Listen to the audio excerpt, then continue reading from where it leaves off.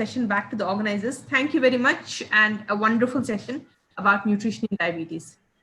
Pleasure, Thank you, speakers, and thank you, ma'am, for chairing the session.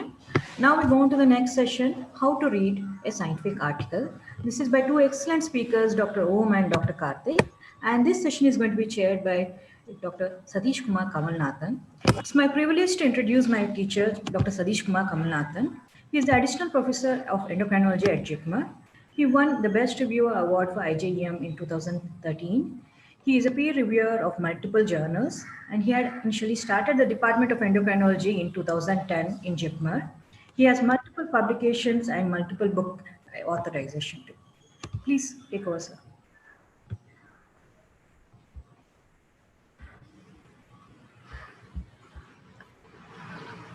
Good morning, ladies and gentlemen.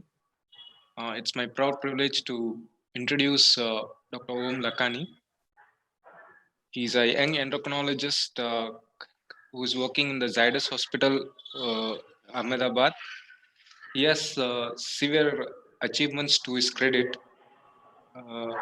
He is the winner of President's National Board of Education Gold Medal in Endocrinology and national winner of ESI TISA in 2016 and second runner-up of Vivi Gandhi Award in 2017. He is also the winner of API Dr. Vithalrao Nadgowda Award for Best Thesis in MD General Medicine. Over to you, Dr. Om. Thank you for the kind introduction. I'll start by sharing my slides.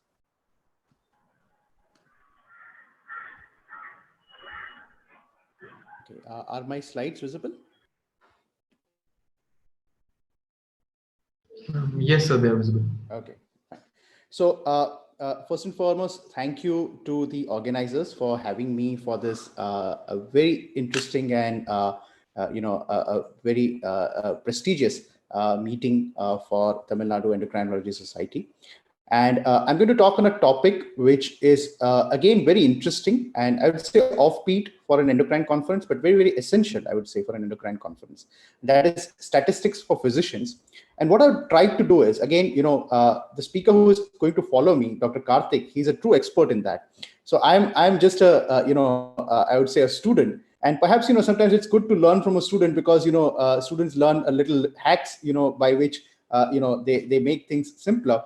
So, I'm in the same boat as a lot of physicians. My knowledge of statistics is, minimalistic, but I think I get through, when I have to, publish a paper or analyze my data. And, what I'm going to talk to you is how to, how I made it, thought of these things myself and, try to make it simple for someone like me to even understand. So what I'm going to do is I'm going to talk very practical things. Something you can use in your, practice and research and academic exercise from tomorrow itself. So you don't have to, really wait up for that. It's something you could be very useful to you in your, day-to-day work. So let's begin. And I'll also give you along the way some suggestions for actually doing an actual research. So there are certain topics, which I think can be done as potential research. So those resident doctors and postgraduate trainees who are listening to this, these could be potential research topics or thesis topics which you can perhaps use in your own, academic field. So we'll go in a step-by-step way on how to use your data to publish an article. So broadly speaking, the first step is actually to collect the data. And as you can all imagine, collection of the data is something, you need to do to have some basis for your research. You need to understand that you need to collect the data in a usable format. And this is often a rookie mistake made by many. We often collect data in a way, even if you computerize your data, the data is in such a form that it's hardly usable for research. So when you're doing the research again, you need to again reanalyze, enter the data in another format. So it's always better to use it in a format which you can use straight away for research. Again, if you have an electronic medical record, you need to understand two questions. Is your data in a usable format? If it's not in a usable format, do you own the data, right? That's another important question, right? Sometimes EMR companies in their terms and conditions say that the data is owned by the EMR company and not by you. and that you need to be very clear before you sign up with any EMR software, and you need to understand this. You can use online forms. You can create your own. You can use something like a Google Doc or Google Forms, or the one which I use is something known as a Jot form, right? You can use a Jot form. Jot form, I use it both as a EMR, self-made EMR software, as well as I use it for research. Or of course, you can have a research assistant who can help you with the data collection aspect. So this is an online form. Like I said, this is known as Jot form. I use a paid version because I collect a lot of data. So for me, it's now very easy. If I'm doing any kind of study for diabetes, all my data gets entered into this form, and then with click of a few buttons, I get the relevant data which I can use for my research or for my presentation wherever required. Of course, there are data-driven software which are available. This one is known as Mediva, right? This is a company which is designing a EMR software specifically for endocrinologists. In fact, that's one of their priorities, and they're going to do that in a way in which it will be the data analytics become much more easier to do.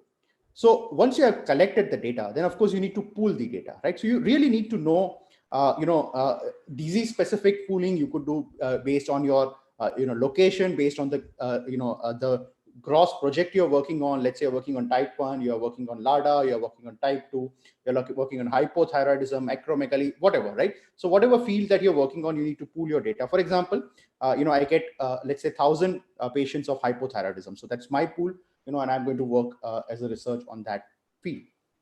Then of course you need to have a research question. This is very important. Again, very important to define what you are really studying, right? It's extremely essential. Also, it's very ethical. If you start with a research question, it's always better instead of then doing some analysis and trying to find some relevant data, right? That really is a bad thing to do. An ethical thing is to really start with a research question and then move on. For example, let's say, these are a few examples. Let's say, what percentage of my patients with hypothyroidism are women? It's a simple research question, but of the 1,000 patients I have, how many of them are women? How many of them? What is the mean dose per kg of levothyroxine required to get the TSH in the target range? It's a simple research question, and my data should be able to answer it. But I need to have a well-defined research question before I start.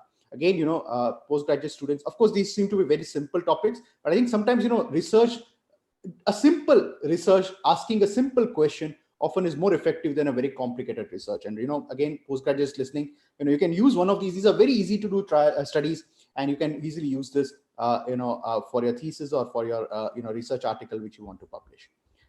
Then of course comes the core analytics part.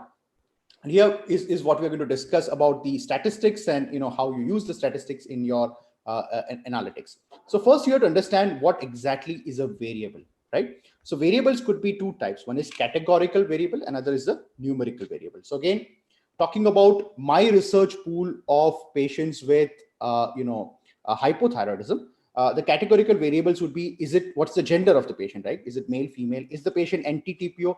Let's not look at absolute numbers of NT-TPO. Let's say, is the patient NT-TPO positive or NT-TPO negative? Is the patient having goiter or patient is not having goiter? These are all categorical variables.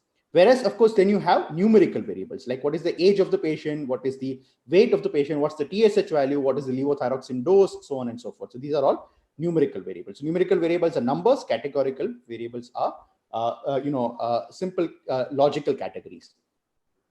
Then of course you need to also understand the distribution of data, right? This is very important because there are tests which are known as parametric versus non-parametric tests, and if your data is distributed normally, like in this case, you can use a parametric analytics tool. Whereas if it's not uniformly distributed, or if it's not normally distributed, you need to use other tools, right? So what is a normal distribution? If I talk about a normal distribution is your typical bell-shaped curve, right? So you have a mean, median, and mode in the middle, and then you have the standard deviations across this, right? So this is a standard normal distribution, right? Now, whenever you have a data which is a large data pool, right? So if you're taking, the more number you take, the more it tends to become normal in distribution, right? But sometimes, of course, you will have distributions which are skewed. For example, let's say distribution is skewed towards one side, right? So if you're talking about, let's say, height of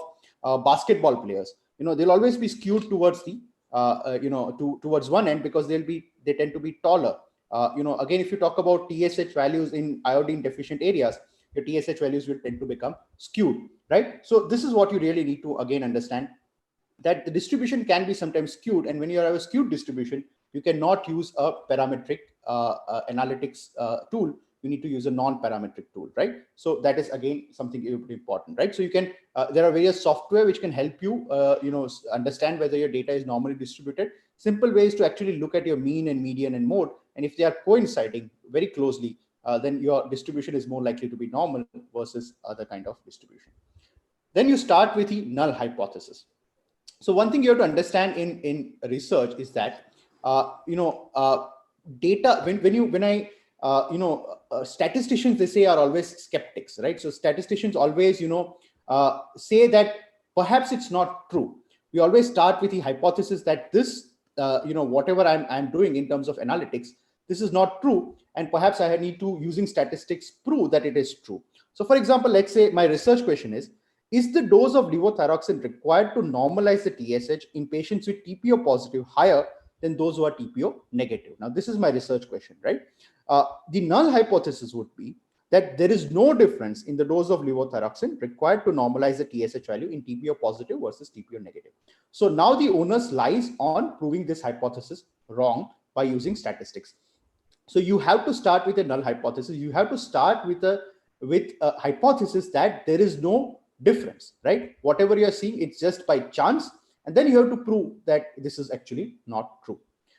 So then also, of course, you need to, and this we all know very well, you need to define an alpha value, that is the p value cutoff, right? So when you're starting a study, you need to define a p value below which you will consider rejecting the null hypothesis and accepting the alternative hypothesis. So meaning that, again, let's say in my previous study, if the difference in the dosage required in NT-TPO positive versus NT-TPO negative is statistically significant, meaning, let's say I define a p-value of 0.05, and if it's less than 0.05, I would say that I have rejected the null hypothesis, and there is perhaps an actual difference between these two variables, right? So this is what you need to really understand.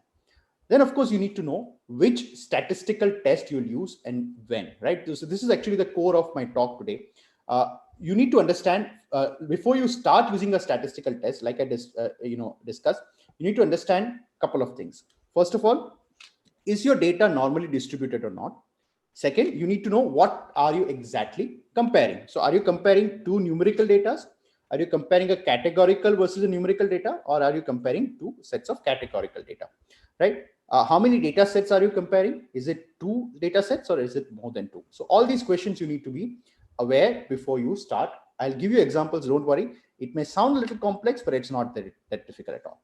Okay, so first of all, you need to understand whether you are dealing with a normally distributed or a skewed distribution. For normally distributed test, you'll use parametric test, and for those something which is skewed distribution, you'll use non-parametric test. I'll come to this point again. Just you can, if you're looking at this, you can take a screenshot of this, and we'll come back to this point again in a few minutes. Again, then what type of variable are you comparing? So again, are you comparing a categorical and numerical data? Are you comparing two categorical data? Are you comparing two numerical data sets? So that again, you need to be very clear. Why you need to be clear? Because the type of analytics tool that you're going to use to get your p-value, it would differ on what type of data you're there. So let's start with chi-square test, right? So in chi-square test, basically, you are testing two categorical data sets.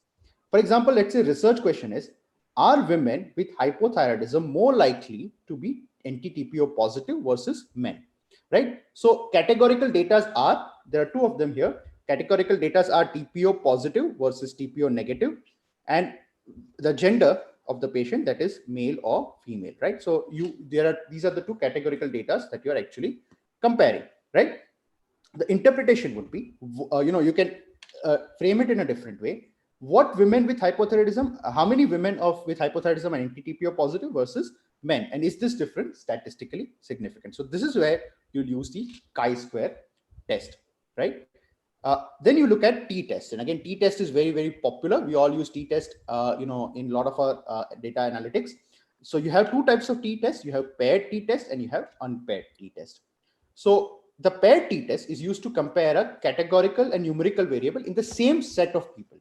It's like a before and after situation, right? So before the intervention and after the intervention. So let's say the blood pressure of a group of people before you give telmisartan and after you give telmisartan, right? That's a paired t-test. Again, it's used for parametric data with normal distribution. So you need to be aware that is your data normally distributed. I'll give you some examples for that. For example, let's say your research question is, does levothyroxine treatment impact the LDL value in patients with hypothyroidism? So basically, what I'll compare is what is the difference between the LDL value before and after 6 months of treatment with levothyroxine.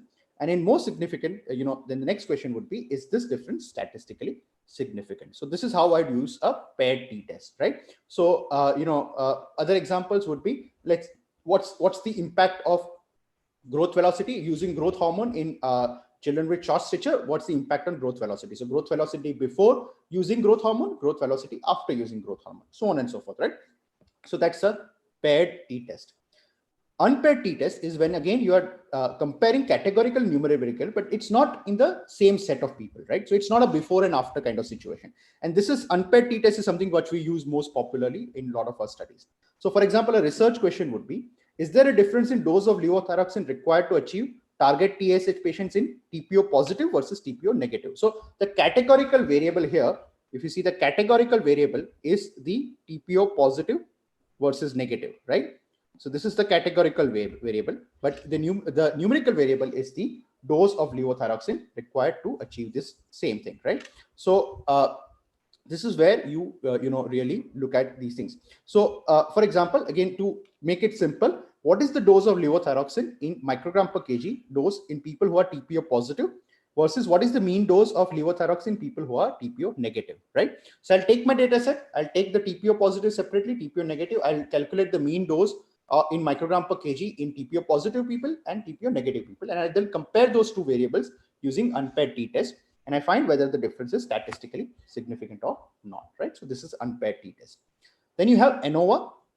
ANOVA is very simple. ANOVA is similar to your unpaired t-test. Only thing is it is for more than 2 data sets, right? So again, to give you an example, I would say, is there a difference in the mean levothyroxine dose in people who are to achieve normal TSH in people who are TPO positive and TG negative, TPO negative and TG positive, right? Both TPO and TG positive or both TPO and TG negative. So I'm looking at 4 data sets. So people who are NT-TPO positive, one set with NT-TG negative, second set would be NT-TG positive with NT-TPO negative. The third set would be both NT-TG and NT-TPO negative, and fourth would be both NT-TPO and NT-TG positive. So is there a difference in these 4 groups, right? And if I'm comparing this, I'll use an ANOVA test, right? Then of course you have the correlation test, right? So correlation tests are mainly used for comparing two numerical sets of variable, right? So this is the key point. For example, let's say, is there a relationship between the TSH value and the LDL value? So I take my 1,000 patients, I see the TSH values, I see the LDL values at baseline, and I do a correlation, right? So we know, there is some idea that, that there is a correlation between TSH and LDL, but is this correlation significant, right? So again, this is the data set I look at, and this is where I use Pearson's correlation for that. Just one hint to all of you listening. All of these tests are easily available online. You really don't need any specific software. Of course, you can use SPSS and a lot of SAS and a lot of these fancy tools. You can use your Excel sheet also, to be very simple. But of course, you can use, you can just Google it. You can say Pearson's correlation calculator and something like that, and you will get very good free software, free web-based websites which can help you with the calculation. It's very simple. This is what I use. I don't use any complicated software. Perhaps Karthik uses, he talks about a lot of these software, but I don't. I use simple logic, and that works for me in a lot of these times, right? Okay, then looking at non-parametric equivalents of these tests. So I'll not go into the details of the non-parametric test, but I'll just list them out. And like I said, you can take a screenshot of this. So if the non-parametric equivalent of a paired t-test is what is known as a Wilcoxon's rank sum test. Unpaired t-test, you use a Mann-Whitney U-test. Again, when you read an article, when you read a paper, you will see within the methodology section, these tests will be written. And when somebody has used a Mann-Whitney U-test, you know that the data is not normally distributed. Instead of Pearson's, you will have to use a Spearman's correlation. And instead of ANOVA, you'll use a Kruskal-Wallis test. So KWT, right? So that is the test you would use for as a non-parametric equivalent. So to basically summarize, if you're comparing two categorical variables, the example like I gave you would be what is the difference between the TSH value in men and women who are NT-TPO positive versus NT-TPO negative. So you have this 4x4 square, 4x4 kind of situation, right? So you have TPO positive, TPO negative, right? And you have the men and you have women, right? So this is how you can compare these things, right? Then you have one categorical variable and one numerical variable, right? That is where you use a t-test. If it's before and after kind of situation, you use a paired t-test, otherwise you use an unpaired t-test. When you have more than two data sets, you will use a ANOVA test, which is similar to t-test, but you'll have more than that. And when you're correlating, let's say you're correlating between the height and weight of children who have Prader-Willi syndrome, right? And if you want to do that correlation, that is where you use a Pearson's coefficient. So these are all various statistical tests you'll use for analytics. So just to summarize some important take-home message, the first step, of course, is to collect the data. And like I told you, be smart.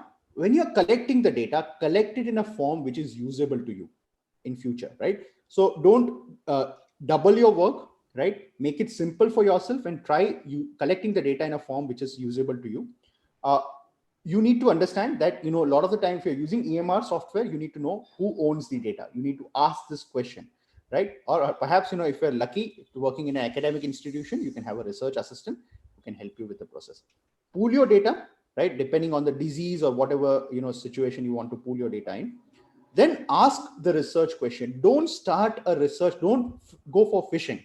Please, no fishing at all. What you need to do is you need to ask a research question, and only then you will get a good answer to that. Understand the variables. There are two types of variables as we discussed, categorical and numerical variable. Understand the data distribution, whether it's normal or is it skewed.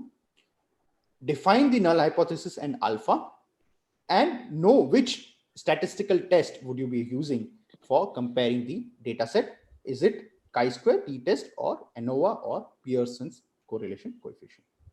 And most importantly, and I think, we end with this, we do all this, but we don't get time to publish, right? So in the West, they say publish or perish.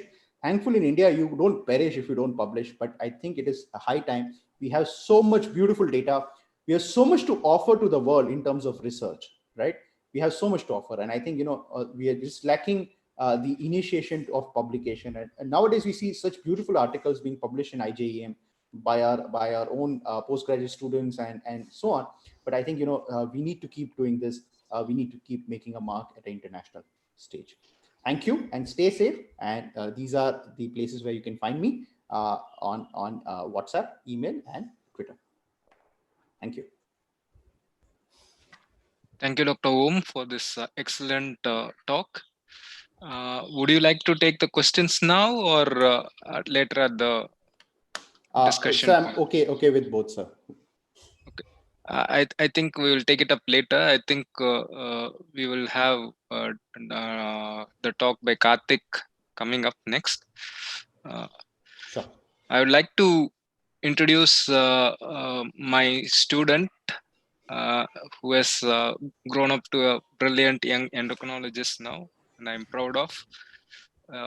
Nothing but Dr. Karthik Balachandran, who is currently Assistant Professor of Endocrinology in Ramachandra Medical College, Chennai. He has currently nearly 36 national and international publications in PubMed Index journals. He's a multifaceted person, and he is well versed with not only just statistics, but also in computer software. Over to you, Karthik. So thank you very much, sir, for that kind introduction. It's always a pleasure to talk in front of you. It reminds me of the good old TM days. So I'll just share my screen. Just a second.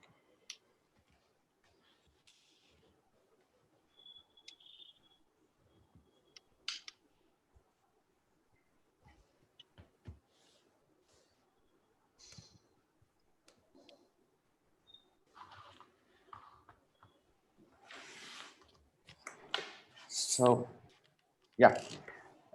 After that wonderful talk by Om, I'll be just wrapping it up with how to read a paper.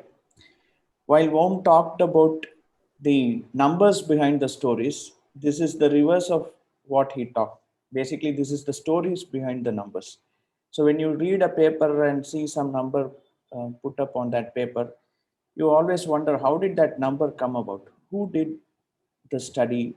Why did they do it? What were their motivations? What were their fears, biases, hopes, beliefs? What kept them ticking, and so on? So it is very important to understand the provenance of data, not just the data, but how it came about. And that is what this talk is going to be about. So when we, I'm pretty sure after listening to Om's talk, you were probably pumped up about statistics and numbers. It is never about completeness of learning statistics. It's like same as endocrinology. You're not going to completely learn endocrinology in a lifetime or so. In the same way, statistics is a vast branch that underlies many of the scientific disciplines, and therefore we will have to start at some point. The only gold standard that we are looking for here is, am I better today than yesterday? And that is the whole purpose of Trendo for organizing these two talks. We're not going to teach all of statistics in half an hour. That's just not possible. At the same time, we hope to sort of trigger the interest in statistics. Before we read a paper, the first question to ask is, why do you read a paper? This is important. Whatever we do, why is very, very important. And the first reason to read a paper is that it brings in some new information. Unlike what is written in textbooks, the papers are current, and that is one of the indications to read a paper. The second thing is, it can be replicated. If you know exactly what the authors have done, maybe you can do it in your own center, maybe in your own hospital, and so on. Third is that it gives you the raw data. And people looking at the raw data, you might be able to understand that the raw data is actually different from what is narrated by the author. So you might have a different opinion of the raw data. And finally, you can evaluate the evidence, give it 3 stars, 2 stars, and so on. So these are the reasons why we read a paper instead of simply reading a textbook. You might wonder, why do I even have to evaluate it? Are this peer review, and shouldn't it be like, if it comes in a PubMed index journal, shouldn't it be like kosher information that I can really trust? This is the first ever paper published in 1666. We have come a very long way from that. But still, we have the pitfalls of peer review. If you have ever undertaken a peer review, you know that the process is not perfect. It is prone to some errors and so on. Similarly, there have been a lot of interest in AI tools that can basically summarize a paper for you, but there are limits to automation. And more importantly, if we are outsourcing our thinking to someone else, be it an editor of a journal or some medical celebrity or some key opinion leader or even reputed organizations that make reviews and meta-analysis, that is going to be putting us in a bad position, because we cannot outsource our thinking. And that is the peril of centralization. Because of these things, it is very important for us to understand the papers in their original form, so that we can apply those papers and the meaning of those papers to our own patients. Now, when you think of reading a paper, we have seen why. Then what to read is the next question. And I encourage you to be like a sperm. Sperms, the winning sperm, not every other sperm. So the sperms basically, most of the sperms are basically wasted. In the same way, these papers are all, 90% of papers are usually junk. And some of these are the consensus guidelines, a bunch of people sitting around a table and writing something with not much evidence to back that up. So those are the kind of papers you should avoid. The ones you are looking for is the primary research. The ones you are looking for are the randomized controlled trials and the primary research. Everything else is wasted. That brings us to the evidence pyramid, which we have all seen from MBBS days itself. So case studies and anecdotes form the lowest level of evidence. From there, we build on to observational studies, case control and cohort studies. And from then on, we go to other controlled clinical trials, then randomized controlled trials, and finally the systematic reviews and meta-analysis. So this has been the dominant thinking in the EBM space for a long time, but of late this has been challenged because, well done case control or cohort studies can easily trump a poorly done RCT. Now we know that majority of the RCTs are funded by the pharma industry, and therefore the idea that the pyramid is fixed is going to be a problem. So I want you to understand this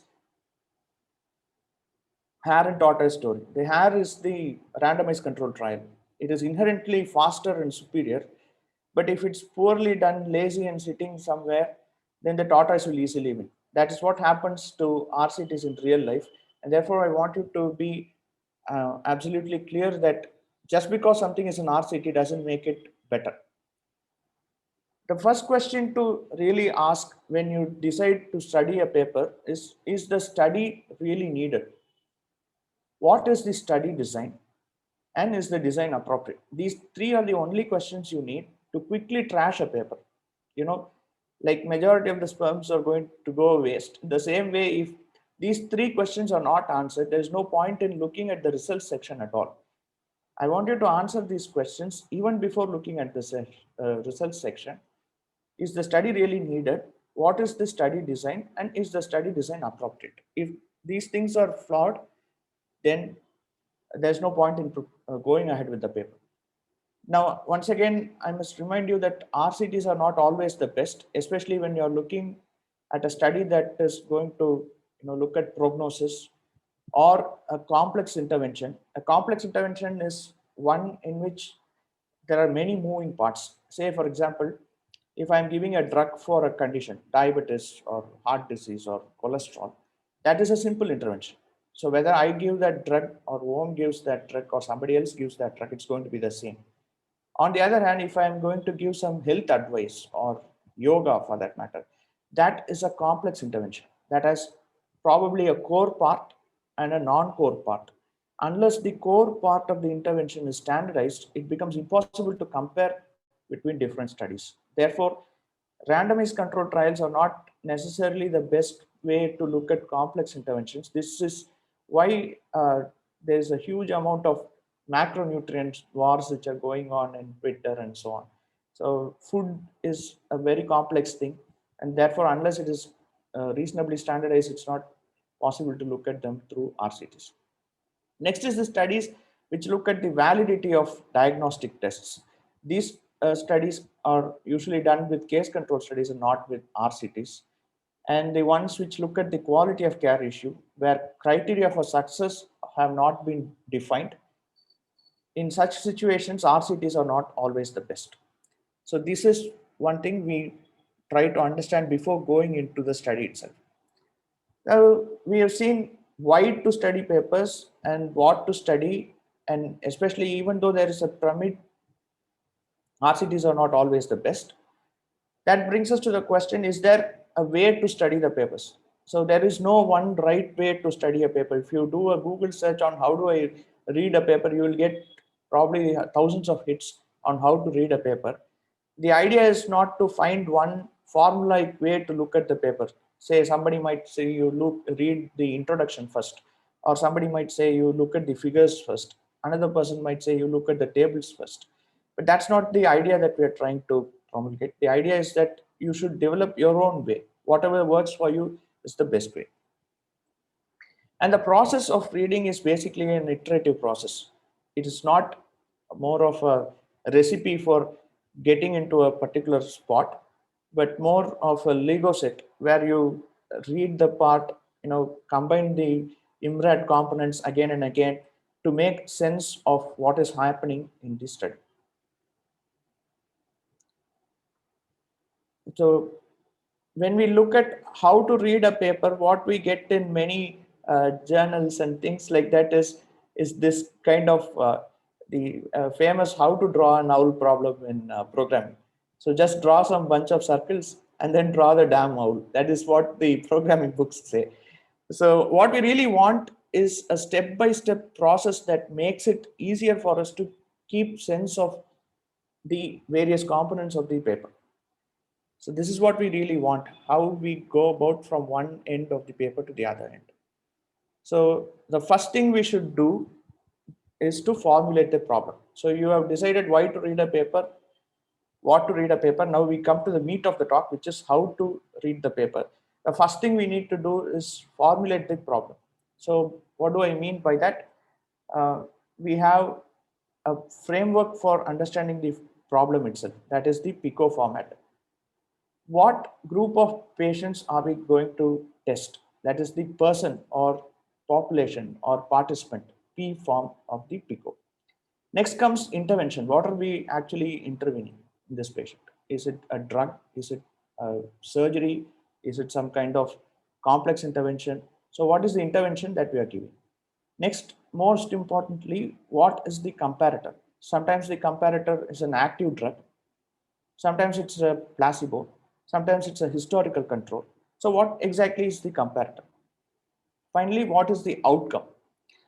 What are the outcome that we are looking at? Is it an objective outcome or a subjective outcome? Is it a single outcome or a composite outcome? Is it a hard outcome or a surrogate outcome? We'll be looking at each of these in the subsequent slides. But I want you to understand, anytime you read a paper, the first thing you should try and put it is to make it into this PICO format. You can add a T to this, which is a time component. So person, intervention, comparison, outcome, and over what period of time. Maybe you give a drug for 3 months versus giving a drug for 6 months. They're not exactly the same. They have different connotations. So the first thing you look at in a paper is the title. We go, there are many ways of looking at the paper. As I said, introduction you might read first, or results you might read first. For the ease of the talk, we will go through the paper in the format in which it is actually coming in the journals. So we just basically look at the title and try to make sense of it. So this is a title which is sort of typical of academic papers, a cross-sectional observational study of aggressive serpentine behavior in controlled aviation environment. That's basically saying snakes on a plane. It's just a twisted way of saying things. So anytime you read a title, you are trying to go from that red block to the black block, from academies to ordinary English, or even whatever your mother tongue is. So you have to understand the paper in its absolute gist. One tip for doing that is to try and see if you can compose the title of the paper in a tweet, that is the old Twitter, 140 character tweet, or even shorter than that.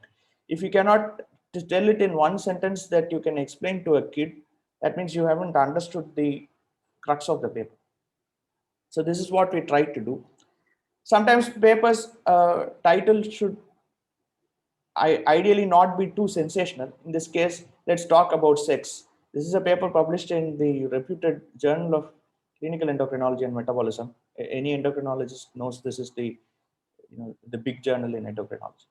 So usually you will find this pattern in titles. There's the interesting X, then the semicolon followed by a boring Y, or a boring X followed by a colon followed by an interesting Y. So these are the kind of things that we see in journal titles. What we are interested here is the boring part. The interesting thing is basically a clickbait. So you have to understand that how can I summarize that boring component of the title into something that basically makes sense. So if you try this, a sexually dimorphic responses to maternal milieu means basically the authors are trying to say if the boys and girls have different responses. That's all there is to it. But when you put that in academies, it looks somewhat impressive and things that you can write to a big journal. So that's how you decode a title of the journal first. Now, why do we harp about the title? This is a study published in Nature looking at the title of journal from 1974 to 2014. What they have found is that while the negative words in the journal title has remained more or less the same, the positive spin on the title has become extremely common. This is we are living in a socially connected world, and authors are under pressure to publish articles which are interesting and which are clickable, and that's why we have too many positive words, and the use of a novel has been used thousands of times in the last 30 years. No, nothing can be thousands of times novel. It's unbelievable. So what it means is that you have to decode the title into its very core, into something that you can easily explain to a child and something that you can easily understand, and without the sensationalism. Now, once you have done with the title, next thing you do is to go to the authors. Here is a Press 6 trial, multi-center, prospective, randomized, double-blind study. Now, if you are a Tamilian listening to this, it might remind you of Raja the Raja, Raja Martanda, Raja Kulotunga, Veta Raja. Like that, it's a repetitive thing that keeps on coming in many of these journals. So leave that apart. Then look at the title. Then finally look at the authors. So if you look at the authors, you will find that a small envelope icon will be there near the corresponding author.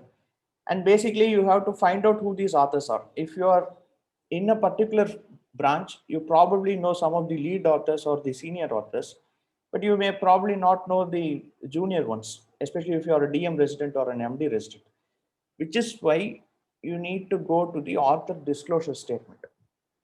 Again, here the author, the primary author or the corresponding author is basically the employee of a particular company. So this does not mean that you can't read such kind of papers where the authors are from industry instead of academia, but you should be aware that industry written papers are about 15 times more likely to favor the industry's drug than a neutral paper. Therefore, you need to keep that in mind, and it is very important to understand that you look at the title, then the author, and then what is the conflict of interest. Now, at this point, you might wonder if all the major authors are, some way or the other associated with the industry and have a long list of conflicts. How do I make sense of it? The point is not to trash every paper that has some conflict of interest. There's no author, no senior author worth his salt who has no relationship with the company. The issue is to identify that possible conflict and take that into account while reading the paper further. Then you look at what is the methodological quality of the study, irrespective of the results that the study tells. This is very important. We don't care whether the result is positive or negative, but the question is, how did we get to that result? And that is what this whole idea of assessing methodological quality is about. The first question is, who is this study about, or which is the group of patients? Now, is that group of patients really relevant to your practice is something you need to understand. So that you would automatically know. Next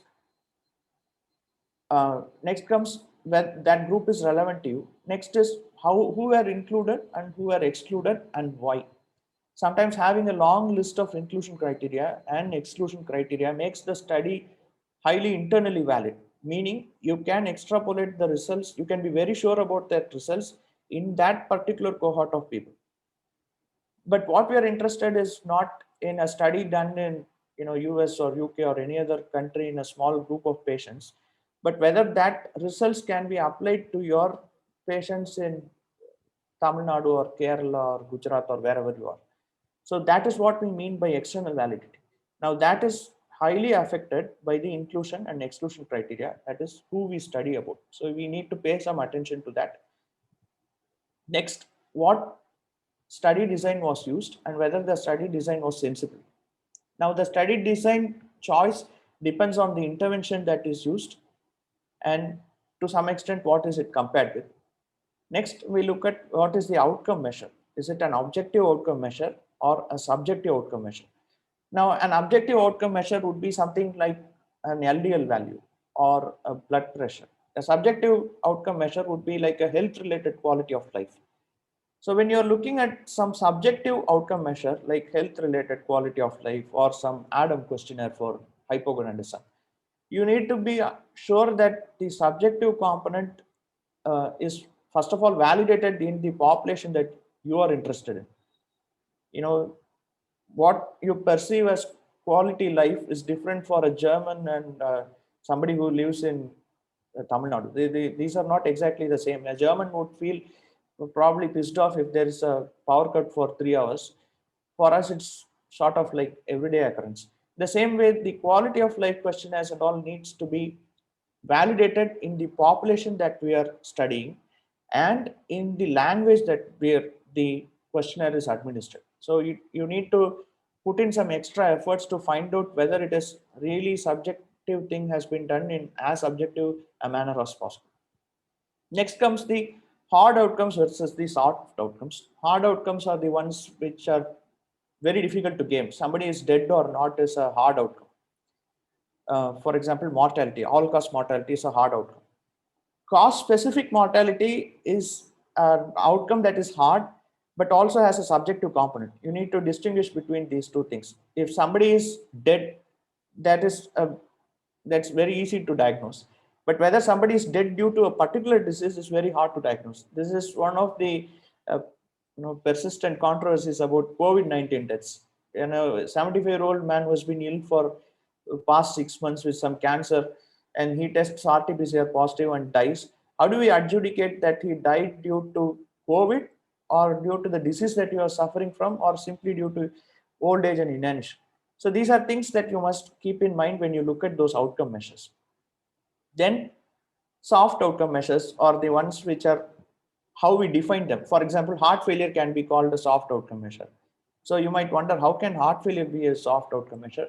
This idea is that you can define it based on NT-proBNP, define it based on an ejection fraction value, or whether the patient's leg is swollen or not, or whether you get a right ventricular has 3 by auscultation. So adjudication is important in such kind of diagnosis, which is why we think of soft outcome measures versus hard outcome measures. Then that brings us to the single versus composite outcome measures. Single outcome measures are, as the name implies, it's just a one thing. Composite outcome measures are the typical MACE which we see in endocrinology. A composite of MI, stroke, unstable angina, heart failure. You can have 3-point MACE, 4-point MACE. The idea is to see if the points are necessarily, combinable in some meaningful way, and whether the composite outcome measure is actually valid. In most cases, this will be valid, but you need to understand that there is a complex and composite outcome measure. Next question is, was the bias minimized? In other words, what have the authors done specifically to minimize the bias? And finally, were preliminary statistical questions addressed? We'll be taking each of this in more detail. This is the study types. There are lots and lots of study types out there.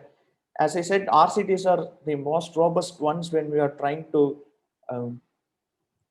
understand causation, or X causes Y can best be addressed by a randomized control trial. Apart from that, there are many different kinds of study types.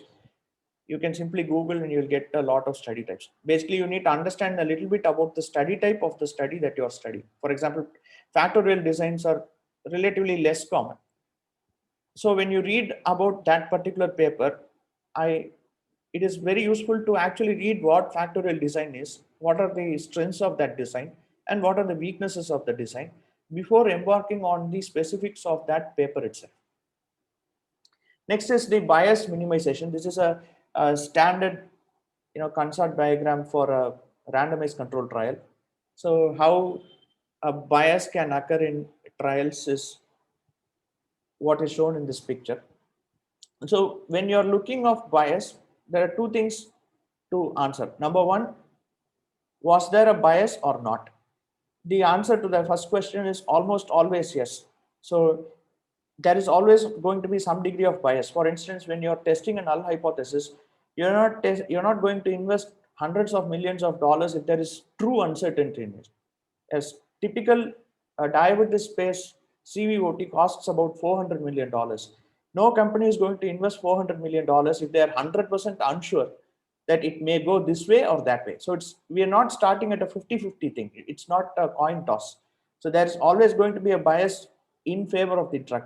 The question is whether the bias has been minimized in each step of the consort diagram. For example, when you select a patient to intervention group or control group, that's called a selection bias. So we have to minimize the differences between the two groups, except the intervention that we are giving. So you will easily see that in the baseline parameters or baseline characteristics variable or the table one, which is, in fact, there are R packages named table one. So that is where you will see if there is any baseline difference between the groups. Next thing is the performance bias, whether there are any systemic differences in the care provided to intervention group and control group. So for example, if I am testing, say, a new app platform, say 7-sugar in diabetes patients, and if I give them the treatment group, both the app, and I also ask my assistant to call the patient every 7 days, and for the control group, I neither give the app nor ask them to call, then these two groups are not comparable, because apart from the intervention, the human contact of every 7-day calling is also happening in the intervention group. That is what we mean by performance bias. So apart from the thing that we randomize to, nothing should be different between the control and the intervention group. Next is the attrition bias, which is systematic differences in withdrawal from the trial. So if I randomize to two groups, and if the treatment group continues to have more withdrawals, that can seriously affect the interpretation of the study, which we saw recently in a trial. I'll show later of examples of these things. Finally, the detection bias or diagnosis bias, systematic differences in outcome assessment can once again lead to serious differences in the way in which we interpret these trials. The idea is not to know the laundry list of biases. There like, if you go to the Center for Evidence-Based Medicine website, you will find like hundreds of bias examples out there. The idea is to see in each step whether whether any attempt has been made to minimize the bias or not. Now we look at the preliminary statistical questions, that is sample size, randomization, blinding, allocation concealment, duration of follow-up, and completeness of follow-up. So these are the preliminary sample size questions that we want to assess in these patients. First thing is the sample size. The sample size is very important for us to see whether we can confident about the study.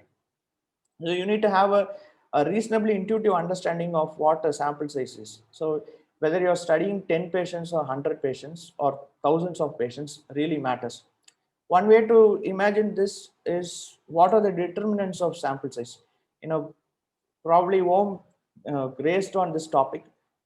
So you can do it with any kind of software, but it's not the software that matters, but basically how you understand it that matters. Well, let's say you have a small boy, 3 years of age, and my son is like that, and you send him to a room to look at and find out a particular object, maybe to bring out a toy, a toy Hot Wheels car. So whether he finds that out or not will depend on how many toys are there in the room, whether they are scattered in the room or not, and how much time he spent in the room. So if he goes to the room, comes back in 2 minutes and say, "Appa, I did not find any toy," then it's very hard for you to be, confident of his assessment. In the same way, the sample size depends on the effect size, how big the toy is or how big the effect is. So a big car is easy to find. Small, tiny Hot Wheels cars are hard to find. Then how scattered the effect is, or what is the variability. If the toys are neatly arranged in a rack, then obviously it's easy to find. If they're scattered all over the room, which is the usual situation with kids, then that becomes a little harder to find. So, and how we find those toys, whether we do it with one person or with many persons, will determine whether we can pick up the toy or not. So the idea of picking up the toy is called the power of the study, or the ability to find out what is happening is the power of the study. And that is determined by the sample size. Without an adequate sample size, we cannot have any meaningful conclusion from the study. So if a study is negative, It could be because there was no difference between the groups, or it could be because that there was a difference, but we could not find out because of inadequate sample size, which is why it is very important to understand sample size. Next is randomization. Are we really randomizing to two groups? How that randomization was done? Randomization can be done in many ways. The snooze technique, which is commonly used in medical colleges, then the computerized randomization, interactive voice response systems, interactive web response systems. So many ways are there, but it should be clearly mentioned in the paper how I randomized. Just simply saying I randomized is not enough. Next, randomization is fine, but after randomization, if I know who is getting randomized to what, then basically that defeats the purpose of randomization, which is why blinding and allocation concealment are also important. So a double blind study is obviously better than an unblinded or parallel group studies. Next comes the duration of follow-up and the completeness of follow-up. Duration of follow-up, by that we mean how long is the duration of follow-up depends on the study question at hand. For example, some of the complications of diabetes take years to develop. Same with cancers, same with cardiovascular outcomes. These take years to develop in a normal risk patient. In a high risk patient, in the setting of a CVOT, somebody who is already 60, has had previous MI, who is also a smoker, a little obese, having a cholesterol sky high, these kind of patients can be expected to have some outcome within a couple of years. So the duration of follow-up should take into account the baseline risk on the disease in question. Next is the completeness of follow-up.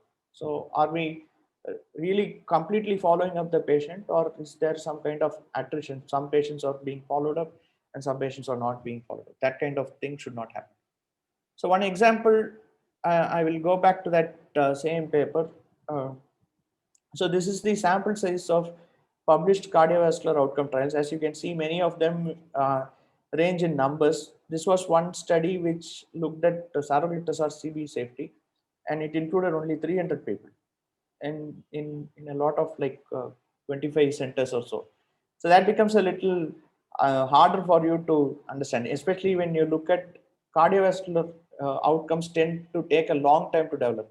Even if you smoke, let's say you start smoking today, even if you start smoking 100 cigarettes per day, it is very unlikely that within a couple of months you develop a lung cancer. Probably it might take a few months or even years. So the risk and the sample size should be proportionate to the kind of study that we are doing. The same with the duration of study. It should be in years at least, again depending on the baseline risk. So now that we have looked at the method section, and in the method section we want to see what was studied, how it was studied, and all the moving parts and the subcomponents of the method study. Next we go to the results section and see what are the results, what was the dropout rate. Then we look at, do the figures accurately represent the data? You will be surprised to see that there is often a discrepancy between the figures and the data. Then are the results clinically significant? This is extremely important for us to understand. And was the trial stopped early? Now, of all these things, each of these points are important, but some points are more important than the others. The ultimate question that we are trying to answer is the result clinically significant or not? So this brings us to the question of, while we were discussing previously about small sample size problems, in mega trials we have the other end of the problem. When you have a large sample size, you might pick up some small effects, but those small effects may not be really clinically significant. It is like living life through a magnifying lens. So when you have a huge sample size, it's like looking at things through a magnifying lens. So small amounts of dirt and things like that can look very big. In the same way, anything that is statistically significant does not necessarily mean it is clinically significant. And the only question that we want to answer in the results section is, are the results real or the results clinically significant? These are the main questions that we want to answer. And if a trial is stopped early, that can once again lead to a serious bias. It's like playing the best of 5 games or best of 3, best of 7 games. Imagine you are playing cricket with your brother, and you want to see whether you can win the series. After knocking 2 wins, you say this is going to be the best of 3. That is unacceptable. The number of trials or the number of matches in the series have to be decided beforehand, not depending on how many wins you have knocked up till that particular time. In the same way, the trial needs decision to stop the trial is a serious one, and whether adequate grounds have been given for stopping the trial early must be seen. So one example of how loss to follow-up can potentially cause serious problems is in this study which was published in the New England Journal of Medicine. Again, when I say JCEM or New England Journal of Medicine, that is to impress upon you the idea that just because some trial has been published in one of the world's topmost journals does not mean that it is always true, or that it is, but that itself is indicator of its scientific adequacy or something like that. So what this study looked at is whether lorcaserin is safe for obese patients to the heart.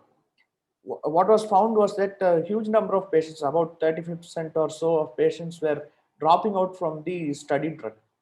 Not much explanation was given, and later on it was found that the drug was, causing harm to the patients, was later on withdrawn. What is important to realize is that even at the point of time when the drug was not found to cause any serious harm, it was not really questioned much in the scientific community that this drug had a higher dropout rate in the study arm. So this is something we need to be very careful about when we are reading journals. So after the results, we go to the discussion section. Discussion section is where the author tells how to make sense of the results and how the results compare with other studies which have been done, and whether these results basically advance science in any meaningful way.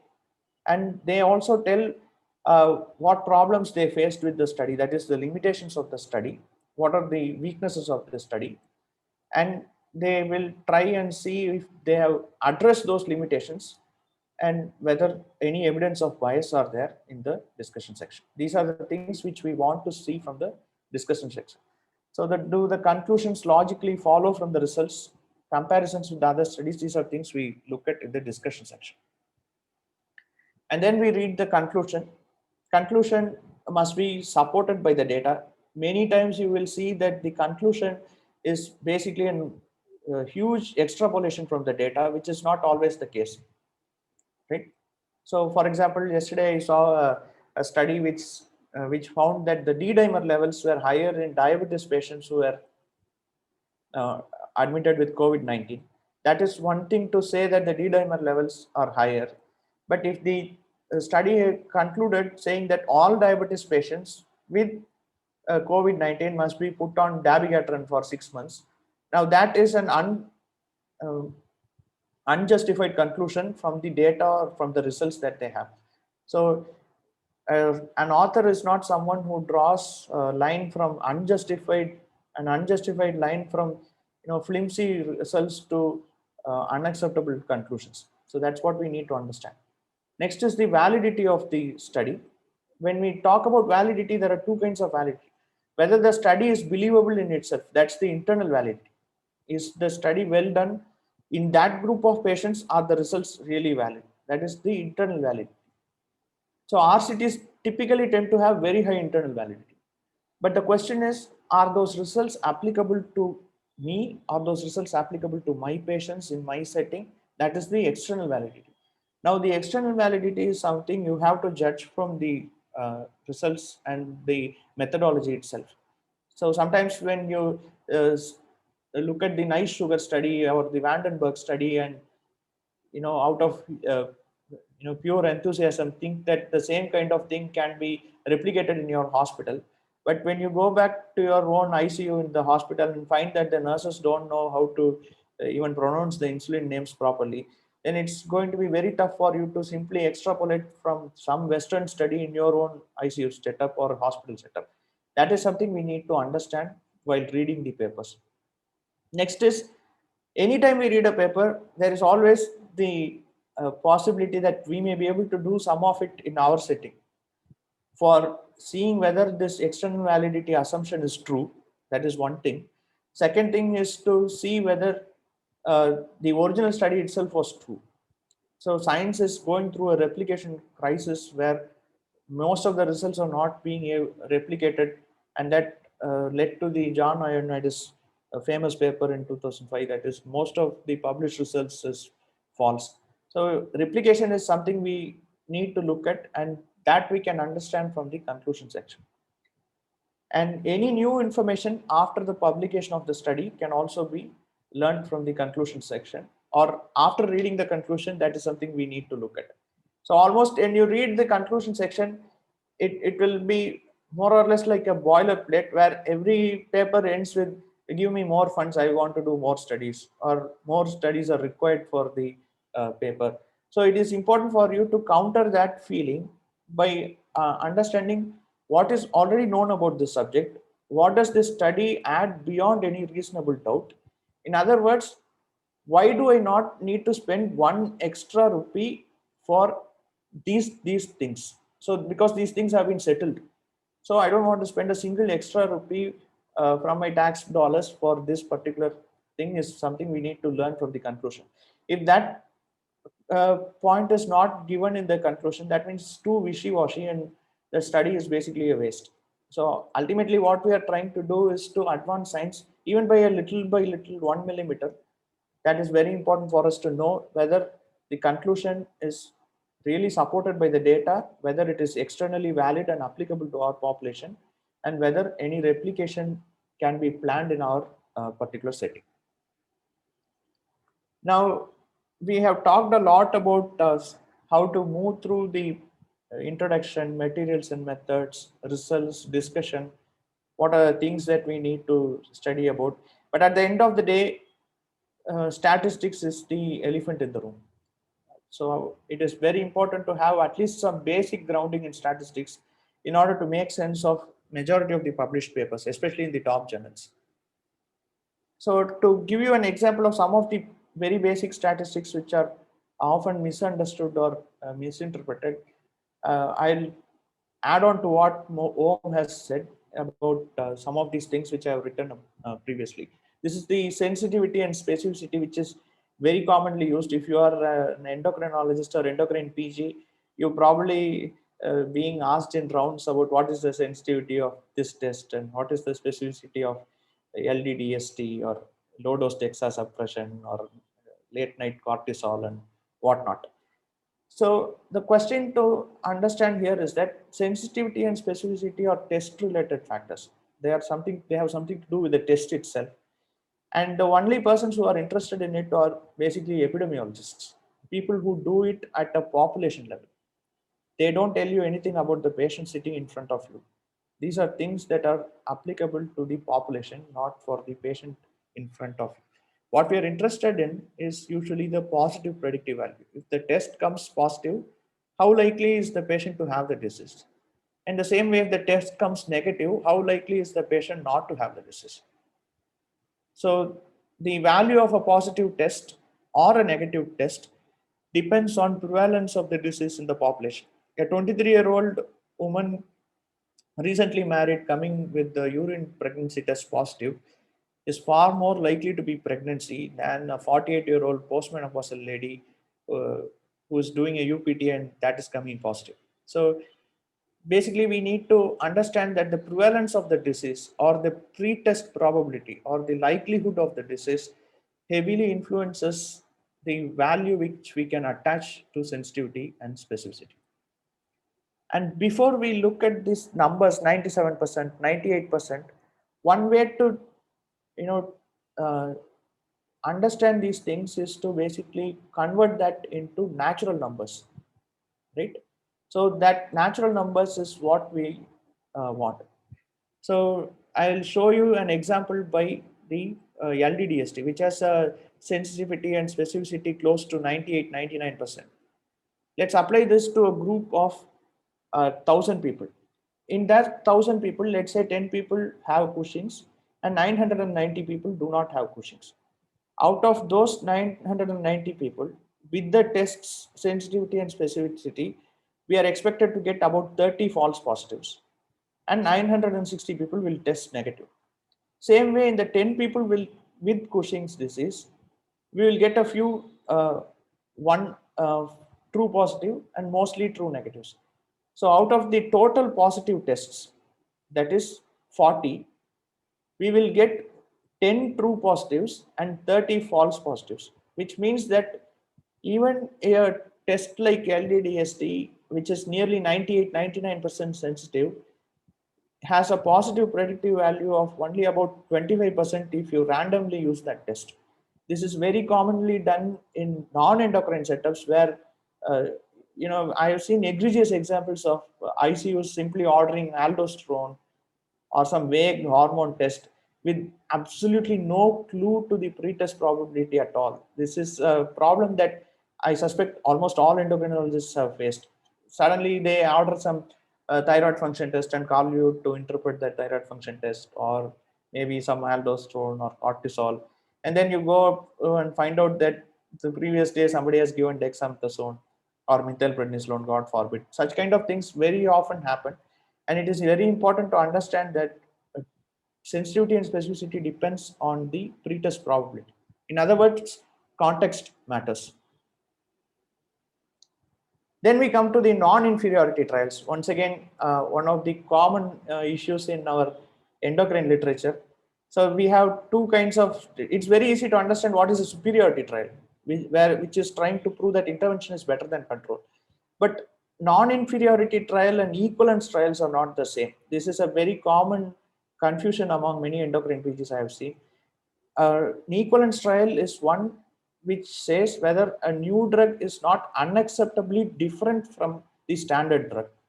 A non-inferiority trial is trying to say an intervention is not unacceptably worse than the control, which means that the new drug may be less efficacious than the standard, but it can make up for it in something else. Like it may be cheap, it may be more convenient, it may be something else. For example, subcutaneous teriparatide versus a patch of teriparatide or an abaloparatide.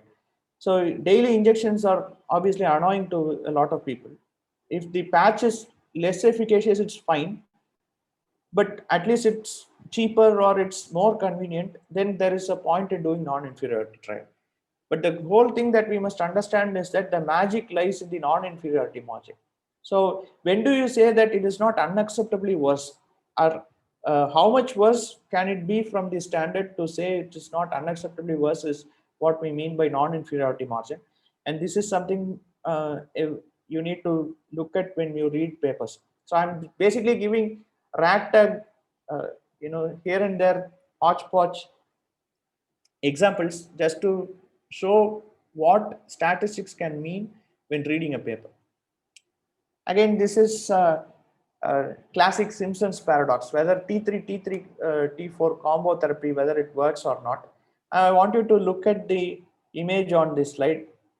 You might get the picture that overall X and Y are inversely related. When you look at X and Y, you can imagine a line that goes downwards from the upper left of the graph to the lower right of the graph. That is basically an amalgamation effect. So what this means is that it is going overall in a downward direction, but this is not a single cluster where there are multiple clusters, and within each cluster, the lines are actually going upwards. In other words, the true relationship between two variables can be masked when you combine the uncombinable things or two heterogeneous things together. You get some kind of problem like this. This is why when you are looking at trials, the Simpson's paradox is something you need to be quite aware of. There are many different kinds of paradoxes. You just need to do a Google search. For example, Rogers paradox, which is named after Will Rogers, who famously said that when people move from Oklahoma to California, they increase the overall IQ of both the states. Later on, it was applied to survival analysis studies, So for example, when you have a new test, maybe a PET scan that detects metastasis very easily, so you might apply that to a follow-up of patients, let's say 100 patients with cancer. So the new test labels those with mild metastasis as metastatic patients. Therefore, it classifies them as a metastatic group. It basically leaves those mild metastasis to the metastasis group and those without any disease as the control group. You will find that the control group survival has increased because all the mild metastasis fellows have been, uh, grouped under the metastasis group. So their survival has increased. When you go and look at the metastasis group, you find that it is a combination of mild metastasis, single metastasis, and also extensive metastasis. When you combine these two things and average their survival also has increased. So by simply changing the way of diagnosing things, you can increase the survival in both the non-diseased group and the diseased group. So that is a Rogers paradox. Similarly, so many kinds of paradox like that exist. The idea is to understand that when you look at these papers, you have to read the statistics section with great care so that you can identify some of these things. You will over a period of years develop a bag of tricks in your mind so that when you see the pattern, you don't need to have a GIF to show you the pattern. It just pops out at you. So to summarize all of these things, reading a paper has no single well-defined way of looking at things. Whatever works for you, you should do. But you must understand that the context matters and common sense is what matters the most. We must also understand that p-values are not a substitute for common sense, and understanding p-values or confidence interval or the whole gamut of statistics is going to be more of a journey than a destination. And like all other worthwhile journeys, the journey itself is the reward, not the destination. And you are probably going to be a student for the rest of your life as a statistics student or as an endocrine student. And day by day, little by little, just like learning a new language, you will tend to get more and more proficient with the numbers, with the patterns and so on, so that you will be able to read the literature much more usefully. So with that final words, I conclude my talk. Thank you for this wonderful opportunity. Thank you, Karthik, for this wonderful talk. I think it's a learning experience for me too. And I think we can take up. There is just one question. I think Karthik. I think it was posted when Om was talking, but I think any of you can take it. Uh, uh, Dr. Gauri asks how to know whether a data is skewed or not. What test you? Yeah, I think there are three simple ways I'll tell you. One is, if you have an Excel sheet, you can make a bar diagram, you can make a histogram, and you can get the distribution, visual straight away. And if it's a normally distributed curve, it's normal distribution. If you want to go more into depth, you can, of course, other simple ways to calculate the mean, median, and mode of your data. And if they are close to each other, if they're coinciding, you are having a normally distributed data. If you want to go into more detail, there is a test known as Shapiro-Wilk test. You can Google that. You can Google Shapiro-Wilk test calculator, and you can just copy your data from your Excel sheet or wherever you have your data, paste it in, put a p-value of 0.05, and it will give you whether your data is normally distributed or it's a skewed distribution. It will also tell you how skewed your distribution is, right? So that's another simple way of doing it. Again, you don't require to understand how the test works. Rather, you need to know which test to use. And the test is Shapiro-Wilk test. You can use that test. It's easily available online, and you can use that to see if your data is normally distributed. And then, of course, consider if it's not normally distributed, consider using a non-parametric test for your analysis. Sister, can I share my slides? I just wanted to show the importance of visualizing your data.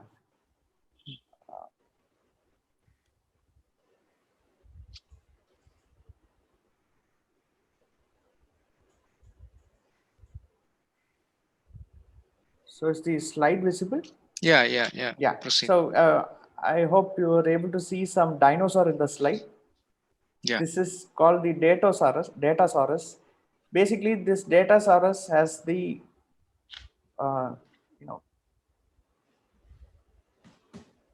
so are you able to see the different kinds of distributions? All of these distributions of data points have the exact same mean and standard deviation.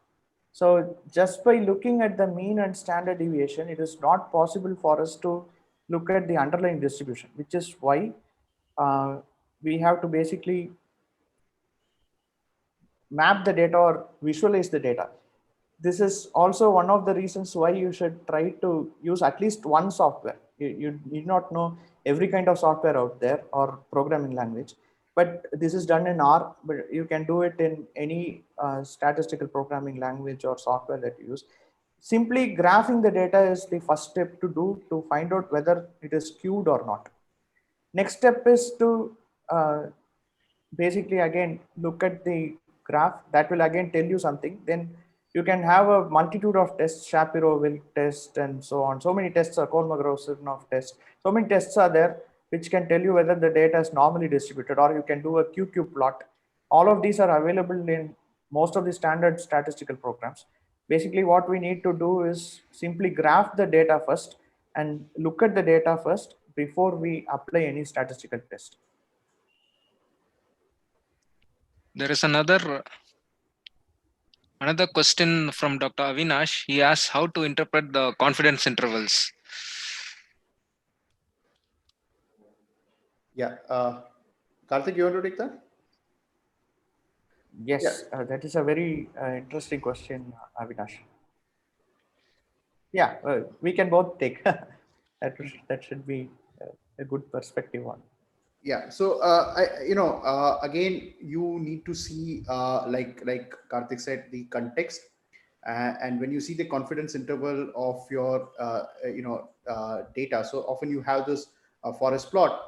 The idea is that if it's on one side of it, it's significant, right? So that's the idea.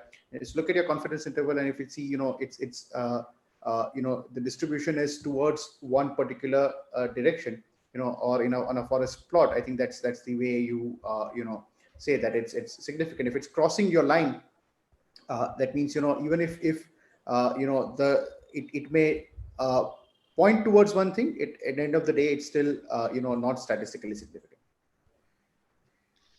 Dr. Bharat has asked your opinion on intention to treat analysis. Intention to treat analysis is also known as analyze as randomized method.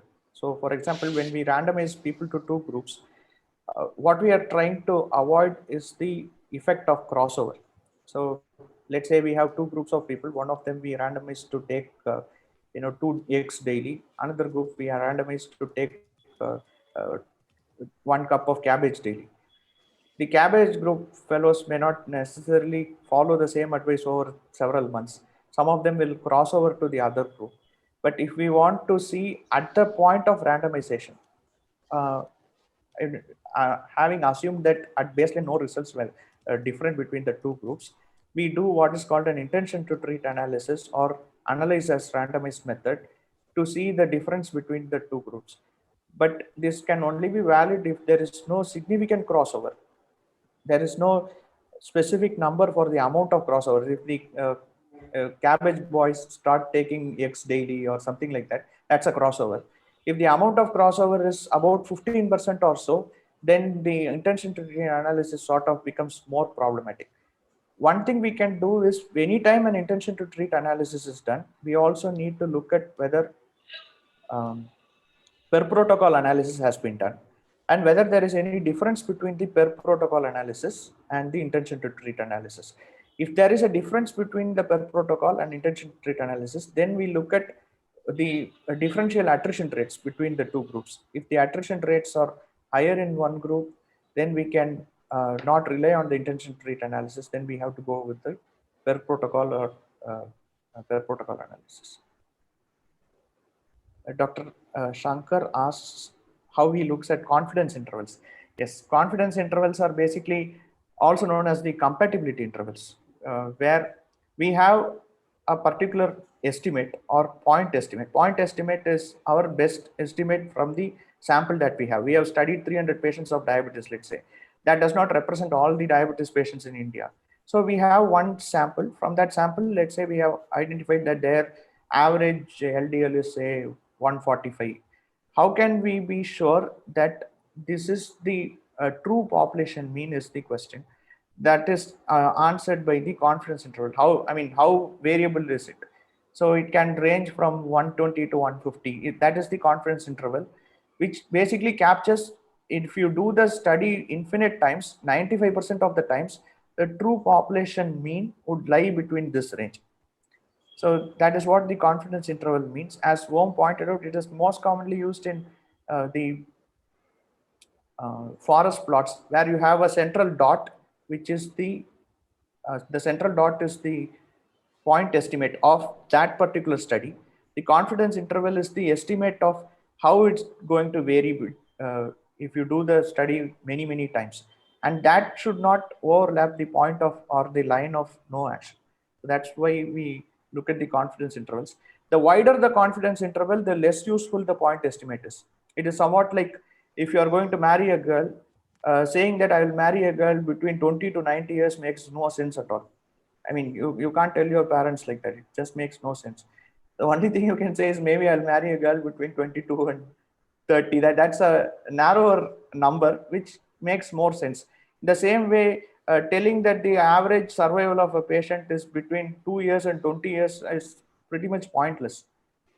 So for a confidence interval to be meaningful, how wide it is matters. Generally, small sample sizes will not make us very confident of the study, leading to wide confidence intervals. But the majority of the studies which we normally read in big journals will have thousands of patients. So the confidence intervals are reasonably narrow. So that is again one thing which we need to understand about confidence intervals. When p-value and when confidence interval, as Om pointed out, we have two groups of studies. One is the parametric ones, and the other one is the non-parametric studies. In non-parametric studies, we can't have a confidence interval in non-parametric analysis. Basically, it's in parametric studies, we look at the difference between the means, or let's say we have two patients of diabetes, one group treated with some statin and another group treated with some new drug. We look at their average LDL levels at the end of treatment. That's if the LDL levels are normally distributed, we can go for a parametric test, which in this case would be a simple t-test. Whereas if they are not normally distributed, then we have two options. One is to transform the variable by taking natural logarithm or a base 10 logarithm or square root or a box cost transformation. Many things are there. You can transform it into a normal variable and then do the standard test, or rank the numbers. Instead of looking at the absolute numbers, we can simply rank the numbers and see whether the ranks are more or less equally distributed in the two groups. So that's what the parametric tests do. Instead of looking at the actual values, they rank the values. And because it's using the rank, we cannot have a confidence interval. And there we will use only a p-value. So the only reason to use a p-value is when you are using a non-parametric test for a non-normally distributed data set. For everything else, confidence intervals must be used because they need to have you need to know how much is the expected benefit. For example, if the hazard ratio reduction with a particular drug is going to be, say, 10%, but it can be as low as 2% or as high as 25%, then you will have very little confidence with the drug. But if it's going to be somewhere between 8 to 15% and the point estimate is 10%, then you are probably much more likely to have some belief in the result.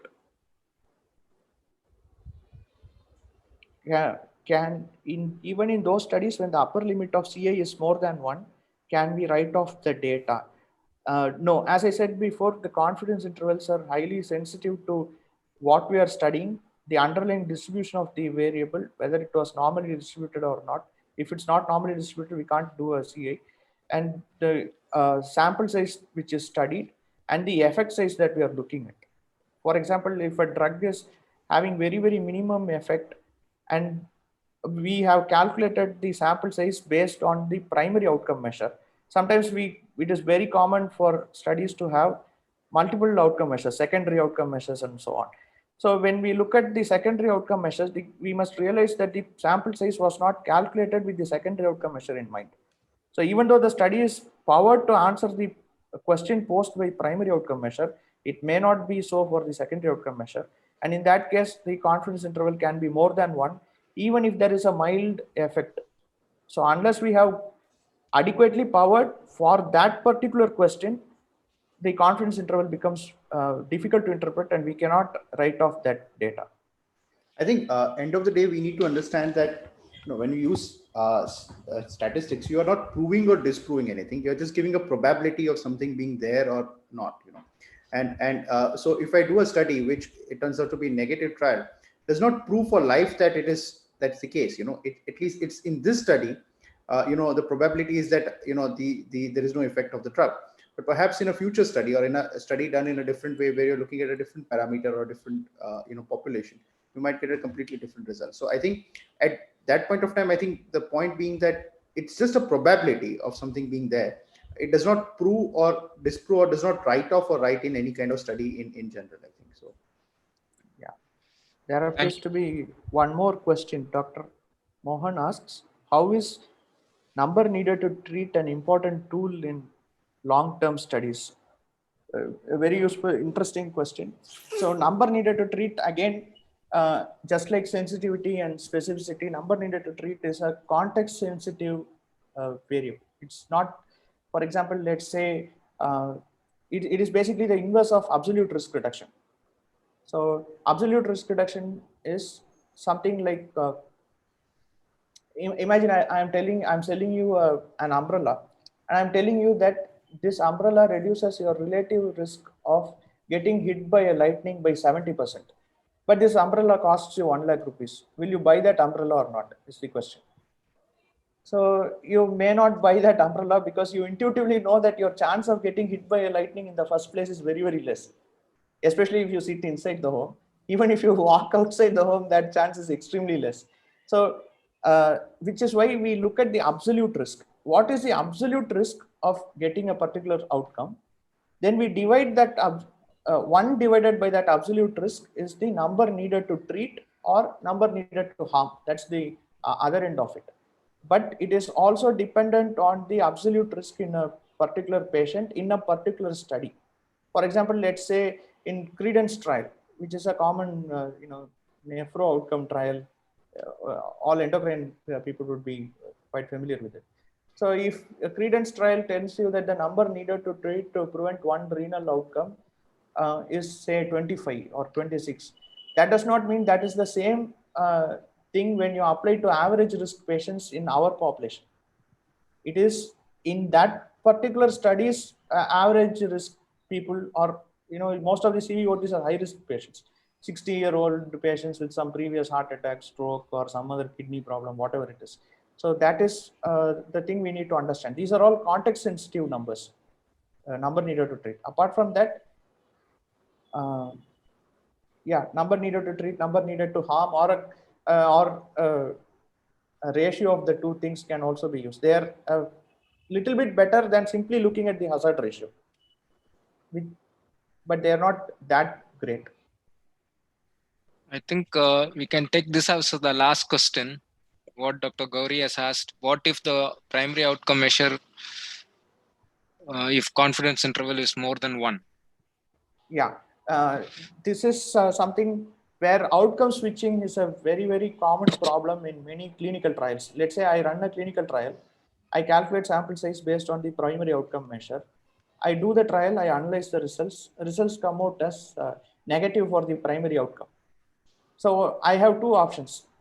One, which many companies do, is to simply shelve it in my own cabinet or my own server. That is called the publication bias. I publish only those studies which show that I'm good, and anything else I just keep it in my own computer. That is one thing which I can do. Second thing is what we call the outcome switching. And there are websites to track this itself. This is the reason why we register the trials before taking up the trial. So when there is a difference between what I told as the primary outcome in the registry and what is actually published, that is called outcome switching. So whenever there is a primary outcome and the CA is more than unity, usually that's a negative trial, but that does not mean the companies won't try to put a positive spin on that negative trial by saying that it was actually superior or something. One common example here would be the declaratomy trial. The primary outcome was MACE. MACE is major adverse cardiovascular event. It was not better than placebo for MACE, but you wouldn't see that being reflected in the commentaries written about the thing. You would see that they have been unduly focusing on the risk of heart failure or hospitalization. So that is one thing we need to understand. If even if a trial is negative, you can do some subgroup analysis and then put a positive spin on it. You can do a subgroup analysis in any trial. You can say that my drug worked in Chinese women aged 45 to 51. You have to see whether the subgroup was previously defined before starting the trial and whether that subgroup makes any sense at all. Simply saying that Chinese women with blue color cats between 45 to 61 years of age is not a meaningful way. But that does not mean it doesn't happen. It happens all the time. We just need to be more vigilant, context sensitive, use our common sense, realize that p-value is not a substitute for common sense, and try and learn the statistics section of each paper that we learn, understanding that we may not get there with 1 day or 1 week or even 1 year, but eventually we will get there to understand most of the industry shenanigans and also of those who publish some kind of questionable trials. Thank you, Karthik. Thank you, Om. This was a wonderful session, and it was a learning experience for me too. And with this, I would like to conclude this session and hand over to the organizers. Thank you very much, sir. Thank you, sir. Again, it was always nice to talk in front of you. We remember the word. One thing I want to, with 30 seconds, one of the things which we do in JIPMER was that our journal clubs used to be usually in depth. There is often a tendency in many residency programs to do 4 articles in one journal club and all. I see that very often in MD journal clubs, which basically beats the whole point. The idea is not only the breadth of knowledge, but also the depth of knowledge. And I really have to thank Satish sir for allowing us to scrutinize journals in great depth. So we usually do only 1 per session, but we do it well. Thank you, sir. Good. Thank you. Bye. Thank you all. Thank you, Dr. Karthik and Dr. Om.